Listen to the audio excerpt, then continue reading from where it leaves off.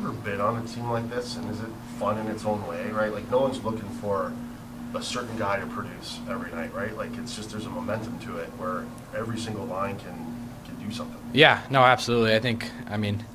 It's hard to say. Like, a lot of teams have a solid first, second, third, fourth. Like, a lot of guys can contribute up and down the lineup and can do different roles no matter what position you're in or what position you are in the lineup. So, yeah, it's definitely very interesting. I haven't been on a team like it before, but it's definitely a lot of fun. What was it like seeing Carson's hit early in that game on Marchment? Did that kind of get you guys going a little bit after being a little sluggish game two to get you guys kind of firing and getting into the game a little bit? Yeah, no, it was an awesome hit, and I think, even the first couple shifts, like, were a little sluggish. I think we were excited, and sometimes you try to do too much because you're so excited, and then obviously you see that big hit, and it kind of shows you what kind of game it's going to be, and it should be, and gets the crowd into it, and it was definitely something that we were all very excited about for sure. How important was the forecheck last night to just establish the tone that you guys are trying to change from game two? Yeah, no, our forecheck's been good in both playoff series, and so far, at least in this one too, it's very important. I mean, they're a fast team that can break out pretty easily, and if you let the puck get into their forwards' hands that are flying, they'll make you pay for it. So creating turnovers and enforcing it down there and keeping it down there is definitely a priority of ours. How much of that, I'm trying to figure out how to phrase a question, like your depth helps that, right? Because it's a high energy style. You got to play on your toes, high energy all the time. And like if you have four lines that are just kind of rolling, that allows you to play with that energy. Does that make sense? Yeah, no, absolutely. I think, like you said, like all four lines can do whatever job you need. They can score. They can. You have guys can slide up and down the lineup. You have guys that can play whatever position you need, and you can have guys on the first line grind if they need to, and you have guys on the fourth line that can score goals. It just all depends on what the need is, and it's definitely advantageous for our team to have that the way our lineup's set.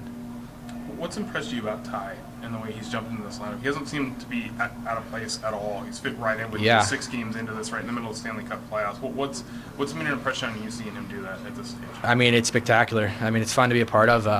He's a very confident, very respectable kid. I mean, he works hard, does all the right things, and it's fun to see a kid that, or a guy that comes in the lineup and might not know everybody and just buys in right away, you know what I mean, blocking shots, big hits, all that kind of stuff that, like if you're not mentally invested or physically invested in all the entire season, it's hard to kind of get to that level where he's jumped right in and had no problem with it at all.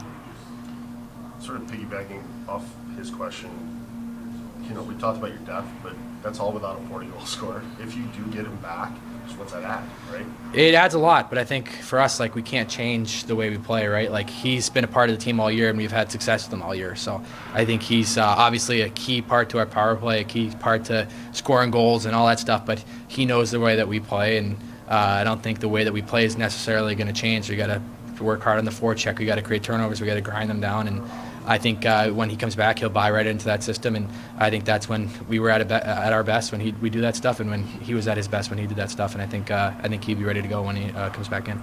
Brian, the playoffs are a series of counter punches. What do you guys have to be really focused on going into Game 4 tomorrow? Like you said, being ready for their best. I think they're going to come with everything they got. They're a great team. They've made it far in the past years, and they have a lot of veteran guys. I mean, goes to show we came in Game 1 and felt good. In Game 2, we thought we were going to walk in there and do the same thing, and obviously it went the opposite. So it was great. It was fun last night, but I think we forget about it, learn some things, and bring it into Game 4. What was the final 40 minutes of that game like in the building last night, with the crowd being able to get into it, with you guys having the lead that you generated there in the second period, and hearing them be able to kind of go for it the final 2 periods of that game for you? Yeah, it's electric. I mean, having them there, it's everything.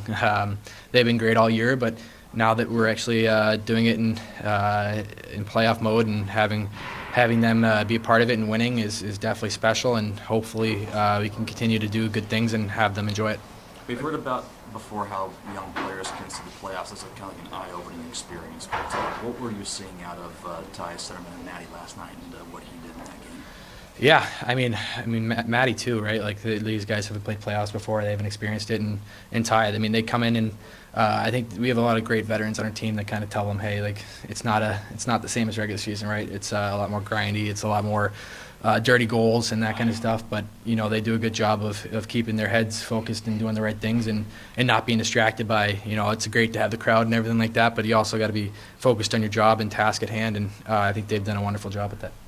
Does the beard itch? Yes. Yes. Sorry. No, so I know you're focused, right, on the game, but like Pete Carroll's there last night, Mariners are there, Rapinoe's there, Sue Bird's there, right? Train is performing while you're in the locker room. Like, do you feel more and more part of like the Seattle scene, like it's like the thing now? Yeah, no, it's awesome to see everybody coming out and showing their support. It's hard to kind of appreciate it during the game. Afterwards, you kind of look at it and be like, wow, like all these people here, that's really cool. But during the game, it's one thing. You're kind of just focused, and but afterwards, especially after win, it's a lot more easy to appreciate it. After a loss, you're kind of shaking your head at anything. So. But like, do you bump into Pete Carroll in the hall? Like, have you? Met we gave him knuckles coming back from the bench, but not much other than that. I mean, you're so fired up, and you're with your teammates at that point. And I think he's been around a lot of winning teams, so he understands that like it's a tight group, and everybody has a focus on the next thing. Where do you give him? Not like coming out or just coming back from after the post game, yeah, okay, just today. So he's right out there. He was just last game, yeah. After we won, he was just there. So away from the ring. Sorry, I just trying to get on this. You had a cool experience. I'm totally fishing here.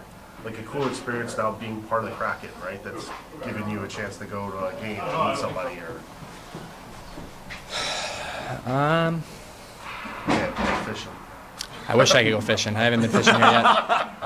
No, fishing for a story is what I'm doing. Yeah. Oh, you are. Yeah. I'm not sure. I can't really think of it. I mean, everything's been so cool here so far. It's hard to pinpoint one. Okay. Not quite yet. All right. Who's in the clubhouse league for best beard right now? Not me. Trying to think. Ebbs is pretty good. He's pretty thick. He's got a little gray coming in too, which is cool to see. Who's struggling? Me. Maddie is coming in a little bit thicker now. Ty is definitely a little thin there. How about Borgie also? Borgie's beard's coming in pretty thick now. And he's got the missing tooth now, which kind of ties the whole thing together. So, yeah. All set? Thanks, Thanks, you guys. Thank you.